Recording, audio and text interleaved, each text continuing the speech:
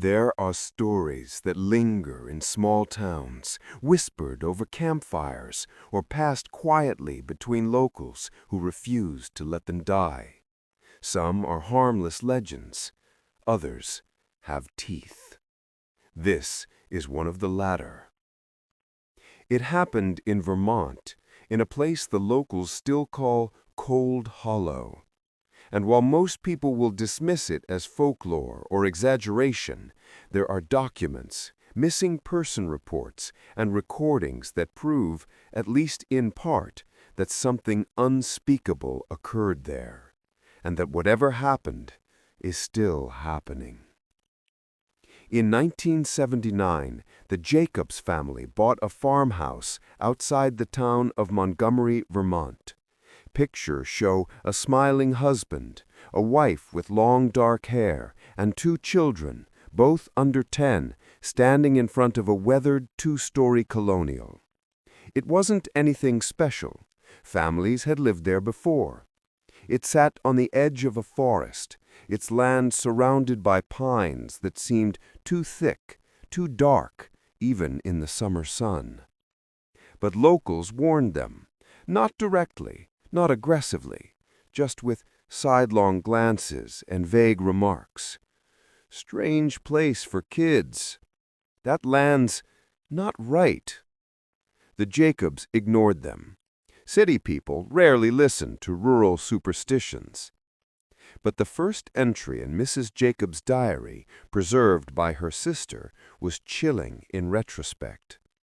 August 2nd, 1979. The walls creak at night. Not like wood settling. It's different, like something moving inside them. Neighbors later testified to hearing noises from the house after midnight. Not shouting, not arguments, something else. One man described it as a low hum, like bees trapped in a jar. Another claimed he heard children laughing in the woods long after the Jacobs kids were put to bed. The family themselves reported strange happenings. Lights flickered even after rewiring. Food spoiled quickly. The youngest child, Anna, told her teacher that a man with no face stood outside her window at night, tapping on the glass. By October, the Jacobs stopped answering calls. Friends assumed they were busy with farm life. But on October 21st, a neighbor drove by and noticed every light in the house blazing at 3 a.m. The next morning, the place was silent, completely silent. On October 23rd, a welfare check was performed. What police found inside was so strange that parts of the report remain blacked out to this day. The family was gone. No signs of struggle, no blood, no broken windows. Beds were made, breakfast dishes still on the table, toast half eaten. But the strangest detail came from Officer Daniel Wright, the first to enter. The radios, all three in the house, were switched on, tuned to static. No stations, just static. Loud, like it had been playing for hours. The dials had been forced past the normal range.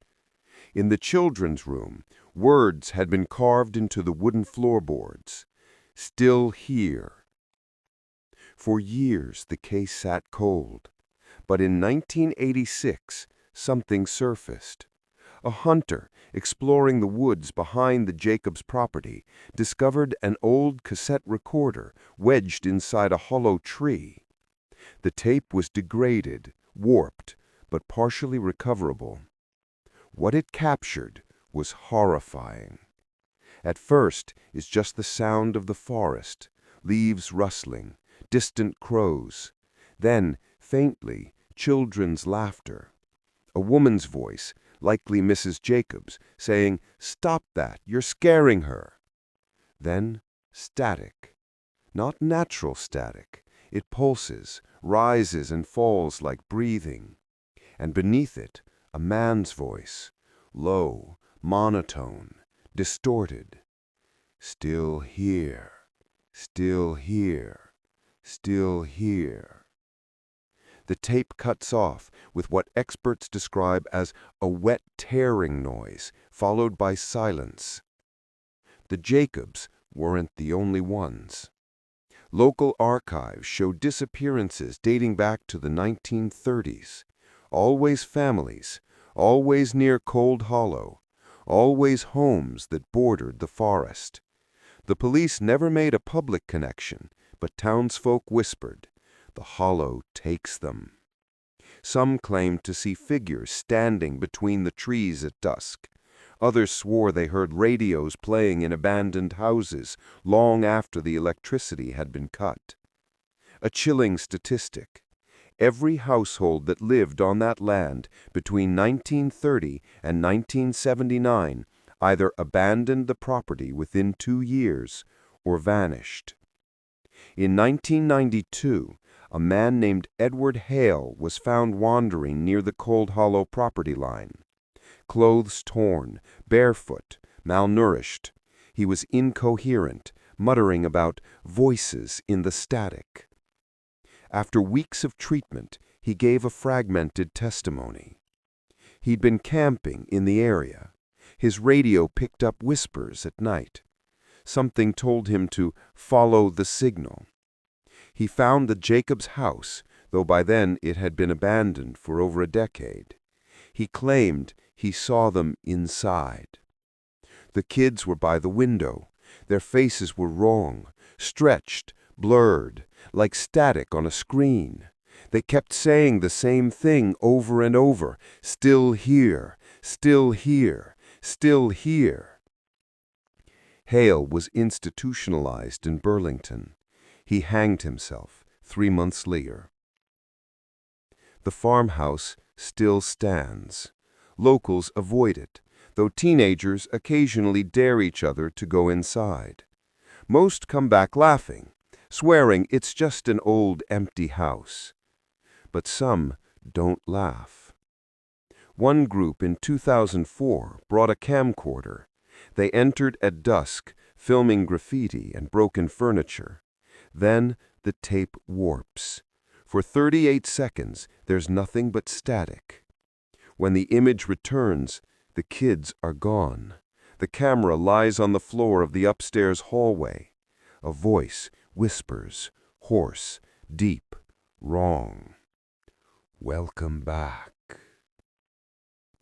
Police claimed the teens faked it, but 3 months later, one of them, Ryan Porter, disappeared without a trace. His car was found parked on the old Jacobs property line, keys still in the ignition.